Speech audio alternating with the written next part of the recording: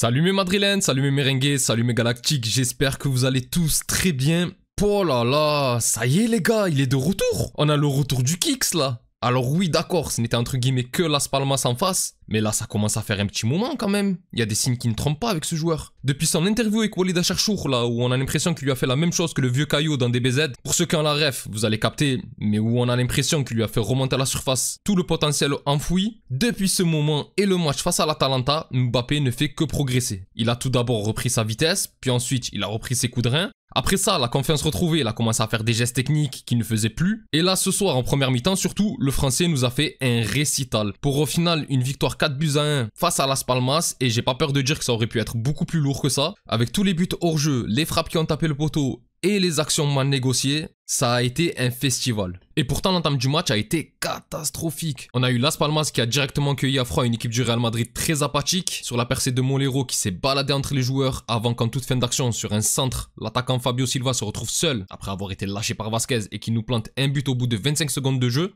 Franchement, c'est horrible, c'est criminel à chaque fois nos débuts de match. Et pourtant, on a eu l'occasion directement après ça d'égaliser sur un débordement de Rodrigo, lui aussi excellent ce soir. Et franchement, j'aime trop quand ce joueur joue à gauche. Il est toujours décisif, même s'il est également assez bon à droite, mais à gauche, c'est un autre joueur quand il est sur son véritable côté. Et là, on a le Brésilien qui va faire un centre pour Brahim Diaz devant la cage, lui aussi tout seul, qui rate le cadre. On rajoute à ça une frappe de Mbappé contrée qui tape le poteau juste après, alors que Las Palmas à chaque contre, on dirait qu'ils allaient en mettre un.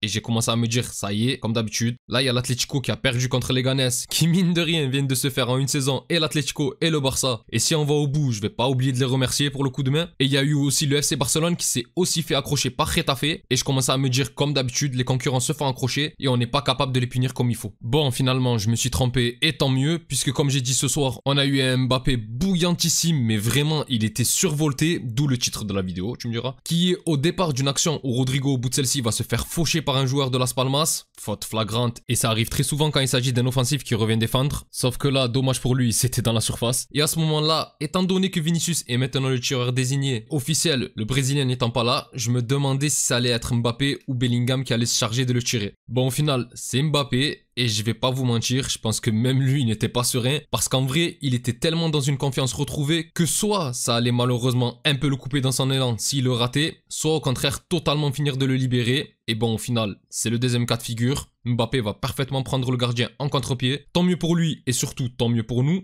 Là, je vais faire ma petite partie promo. Mais comme j'avais dit dans ma vidéo sur Mbappé, où je répétais que le Français avait besoin d'un grand Real pour se relancer, mais aussi que désormais, au vu du statut du joueur, le club allait aussi avoir besoin d'un grand Mbappé pour pouvoir tout péter cette année. Et là, j'ai l'impression que ça commence à en prendre le chemin. Puisque directement après l'égalisation, le Français va être dans tous les bons coups. Et je tiens à préciser que Rodrigo aussi. Ouais, j'ai pas envie qu'on l'oublie dans cette vidéo parce que je vais tellement parler de Mbappé. Et bon, c'est normal, hein, que j'ai peur qu'on éclipse le reste de l'équipe. Même si je vais quand même faire un petit tour d'effectif après tout ça. Mais comme j'ai dit, après ça, le Français va continuer à apporter offensivement. Puisqu'il va juste, à la suite de ça, donner un petit centre. Mais encore une fois, un caviar pour Vasquez qui va louper totalement sa tête. Alors que comme Brahim en début de match, il est seul sur l'action. Mais bon, ce n'est que partie remise, puisqu'à la demi-heure de jeu, Kylian, encore et toujours lui, va faire un contrôle orienté, mais de l'espace, à la suite duquel il va laisser le joueur, et il va armer une grosse frappe à la Valverde que le gardien ne pourra que repousser, mais Vasquez, qui avait parfaitement suivi, va être à la retombée du ballon et donner un caviar pour Brahim seul, et cette fois-ci devant la cage vide, le Marocain n'aura plus qu'à pousser pour le 2-1.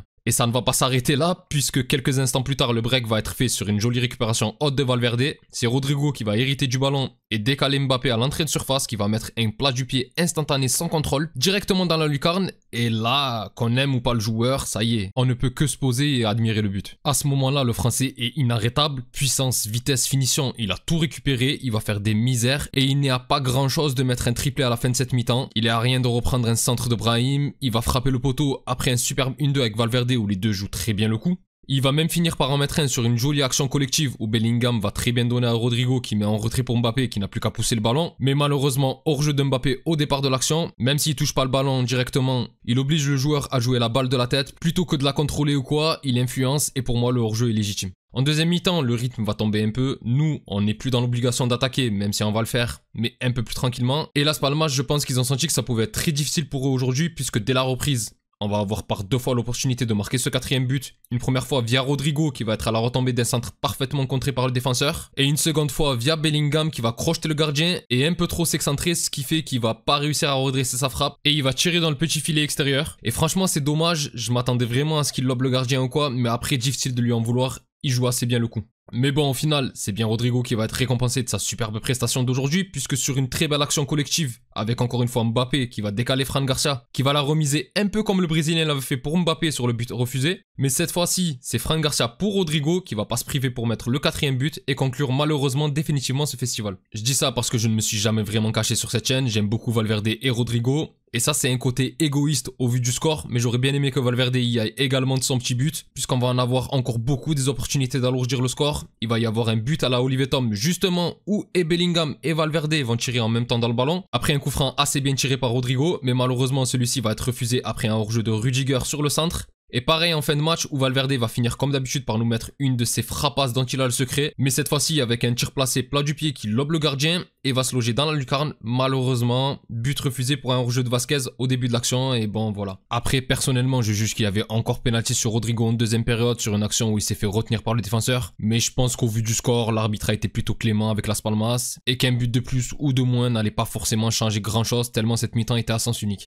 Bon au final, rencontre parfaite aujourd'hui, petit après-midi de gala même. On a retrouvé un excellent Mbappé. Carlo Ancelotti s'est offert le luxe de faire rentrer Alaba en fin de match et franchement c'était vraiment une très belle image. On a vu tout le stade l'ovationner, ses coéquipiers pareil et j'espère vraiment que l'Autrichien pourra retrouver son meilleur niveau, même si ça fait tout de même plus d'1 an qu'il n'a plus joué. En avant-match, Bellingham a eu son trophée du meilleur joueur du mois de décembre, largement mérité aussi. Il a eu sa petite chanson. Non, franchement, c'était quasi parfait aujourd'hui, si on oublie le premier quart d'heure de jeu, bien sûr. Après, concernant la prestation des joueurs, bon, Courtois n'a pas eu grand-chose à faire sur ce match. Il se prend un but, mais bon, à froid, à bout portant, ça arrive. Et il a passé une rencontre assez tranquille à partir de l'égalisation. En défense, Raúl Asensio pour moi, ça y est, c'est définitif, il ne bougera plus. Il lui arrive encore d'avoir quelques oublis ou de se jeter un peu trop, mais avec sa vitesse, il fait des dingueries, il n'est pas gêné par le ballon. Et aujourd'hui, c'est lui qui finit par éteindre Fabio Silva. Du coup, ça y est, là, on ne veut plus voir Tchouaméni en défense, c'est définitif. Bon, après, j'ai envie de parler de Fran Garcia et Vasquez.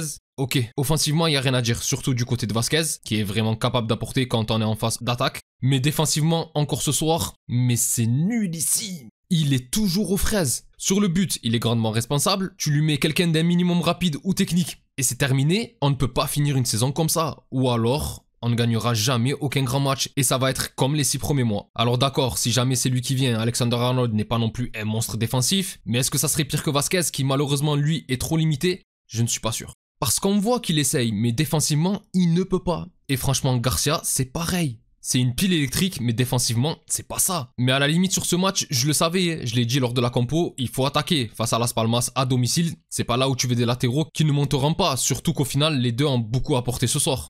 Mais après, moi, dans les grands matchs, je réfléchis plus, je mets le joueur qui est bon partout, je mets Valverde en latéral droit. Mais seulement sur les grands rendez-vous, en attendant de recruter un latéral digne de ce nom. Parce que même Carvajal, le temps qu'il revienne, et qu'il retrouve son niveau qu'il avait avant la blessure, si jamais il y arrive, bien sûr, ça va mettre beaucoup de temps.